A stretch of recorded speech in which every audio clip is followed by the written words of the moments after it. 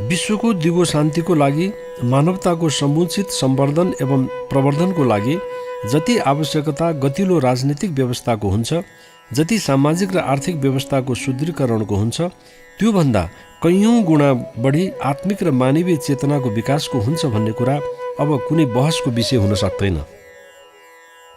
बाह्य उन्नति, भौतिक प्रगतिको साथसाथै मानवीय चेतनाको विकासमा दृष्टि नदिने हो भने विश्वमा देखिँदै गएको, बढ्दै गएको, पलपलिँदै गएको सन्तासपूर्ण परिस्थिति र वातावरणले भयावह रूप ग्रहण गर्दै जाने र यसले रहल पहल रूपमा रहेको मानवताका आधारहरूलाई पनि छिन्न भिन्न पार्न सक्नेछ भन्नेमा मानवताको सम्वर्धनमा समर्पित बुद्धिजीवीहरू, दार्शनिकहरू, वैज्ञानिकहरू, सामाजिक वास्तुकारहरू चिन्तित रहेका देखिन्छन्।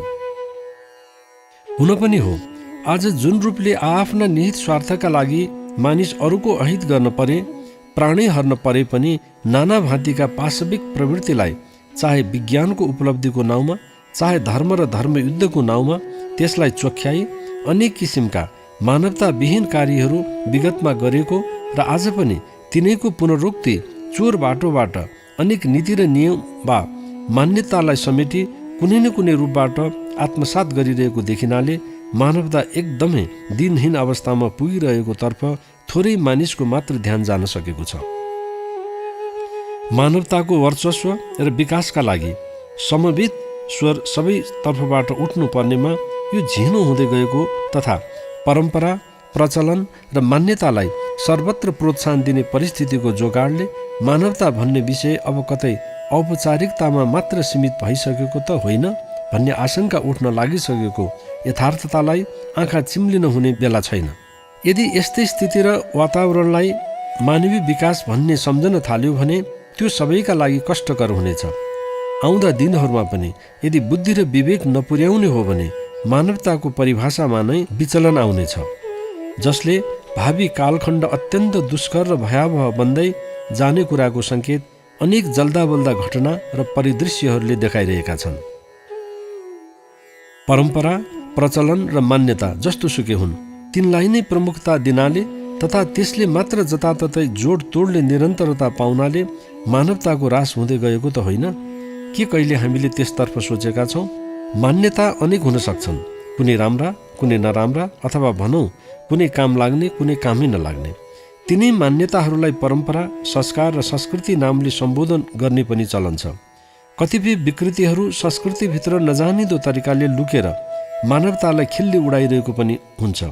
त्यसलाई चिन्न नसक्दा अन्धाधुन्द मानवताको उपहास भइरहेको छ। मानवताको सम्वर्धनमा तिनको कतिको उपयोगिता छ त्यसलाई हेरेर मात्र प्रश्रय दिनुपर्नेमा त्यसको विपरीत नै जताततै भइरहेको छ। जे जस्तो मानवता विपरीतको मान्यता होस् त्यसलाई आँखा चिम्लेर अँगालो हाल्नाले पनि जताततै स्थिति जटिल, झन कठिन बन्दै गइरहेको छ। मानवताको कुरा गर्दा यसले मानिसमा निहित कुन विशेषताहरूलाई वा के कस्ता गुणहरूलाई बुझाउँछ त्यस विषयमा पनि मानिस रणभुल्लमा परेका छन् जस्तो लाग्छ। मानिसमा मानवता यसो हेर्दा कुनै गाह्रो कुरा हो जस्तो लाग्न नसक्ने होइन, तर कहाँ त्यति सजिलो छ र? मानिसमा बढ्दै गइरहेको पाशविकतालाई हेर्दा जानी नजानी मानिस कुरूपतातिर अभिमुख हुँदै गइरहेको भान पर्छ।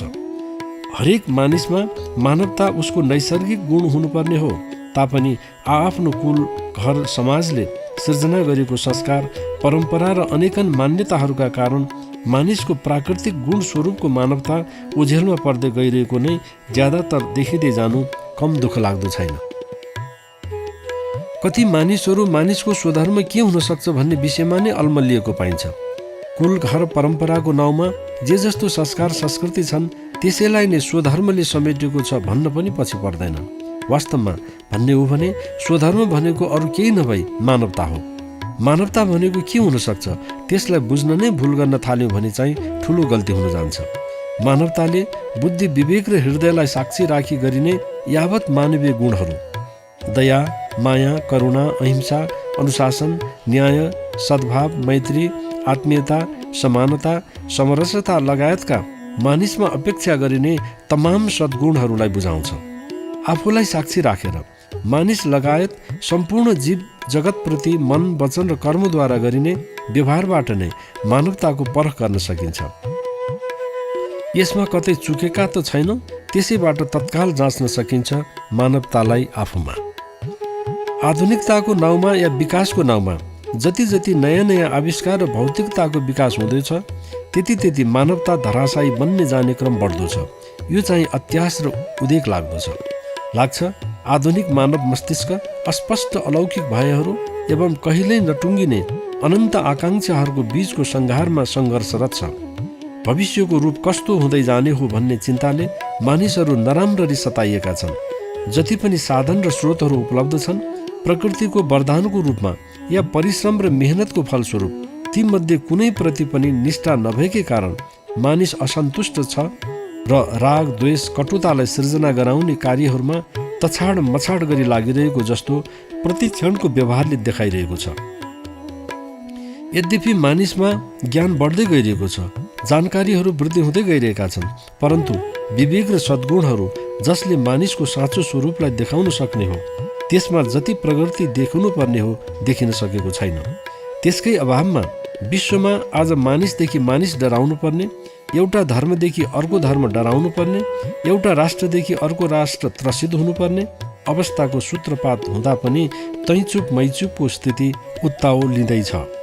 यस स्थितिमा सबैले आस्था प्रकट गर्ने कुनै यस्तो जीवन्त केन्द्र छैन जसको अगुवाईमा देखिँदै गएको र बढ्दै गएको नकारात्मकतालाई शमन गर्न कारगर रक्षा कवच प्रदान गर्न सकोस् र त्यसलाई सबैले साथ दिन सकुन्।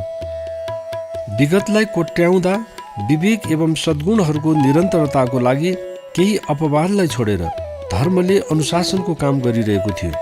अहिले त्यो कमजोर बन्दै गएको एवं धर्म भनेको बाहिरी आडम्बर र अधिकांशतः कर्मकाण्डीय पद्धतिमा नै सीमित बन्न पुग्दा यो केवल औपचारिकतामा सतहमा अल्मलिन पुगेको छ भन्दा अतिशयोक्ति हुँदैन।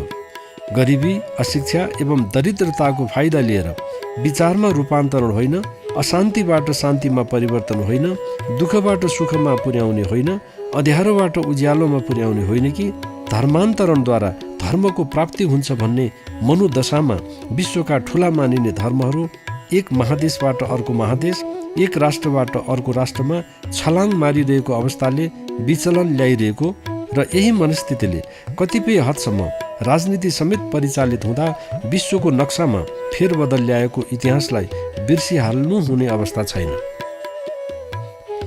मानिसलाई बाह्य प्रकृति एवं स्वयं आफ्नो साथ सम्झौता गर्नै पर्छ यदि बाँच्न चाहने हो भने, किनभने जीवन यात्राको यही एउटा शर्त हो। सबै धर्म, सबै राजनीतिक वादले भन्ने गर्छन् कि मानवताको सम्वर्धन एवं प्रवर्धन नै उनीहरूको लक्ष्य हो। यसो हुँदाहुँदै पनि राजनीतिमा लाग्ने नेताहरूको लहै लहैमा मानवतालाई सङ्कुचनमा लग्ने प्रयास विश्वका हरेक कुनामा हरदम भइरहेको नै देख्न पाइन्छ। कहिले धर्मको नाउँमा, कहिले रङको र जातिको नाउँमा, कहिले भाषा र झन्डाको नाउँमा।